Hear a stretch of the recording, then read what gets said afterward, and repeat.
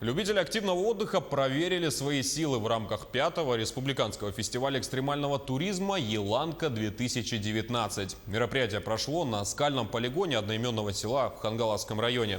О том, какие испытания ждали экстремалов, узнавал Власий Сергеев.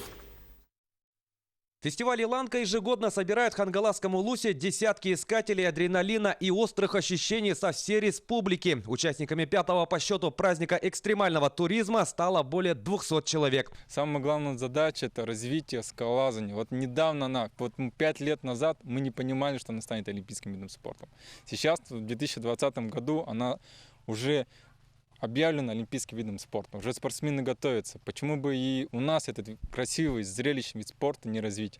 И тем более у нас, в отличие от других городов, есть недалеко от Якутска такой красивый скальный полигон, где предоставляется возможность потренироваться и почувствовать вот это все.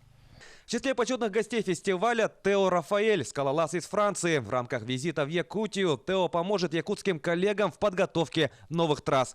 Я прилетел в Якутск сегодня в 4 утра и сразу поехал на фестиваль. Тут потрясающая атмосфера, много людей. Всем очень нравится это мероприятие. Соревновательная программа фестиваля состояла из 8 дисциплин. В рамках командного первенства участники состязались в пулевой стрельбе, фриролпе, забеге на 1 километр и стрельбе из лука. В личном зачете выявление сильнейших прошло в скалолазании, гребле на байдарках, а также в сапсерфинге, который был представлен в программе фестиваля впервые.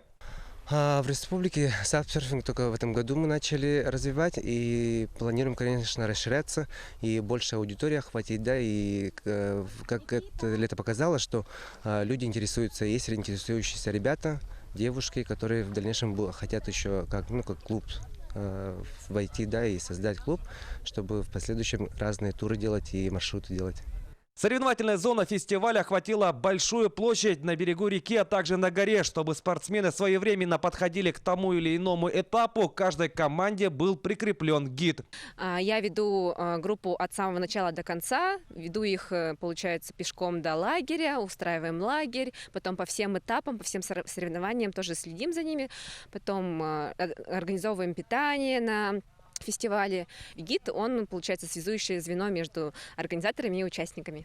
По итогам прохождения всех испытаний в общем зачете победу одержала команда Фудзияма. На втором месте соревнования завершили представители коллектива Макалу. Тройку лидеров замкнула команда Олимп.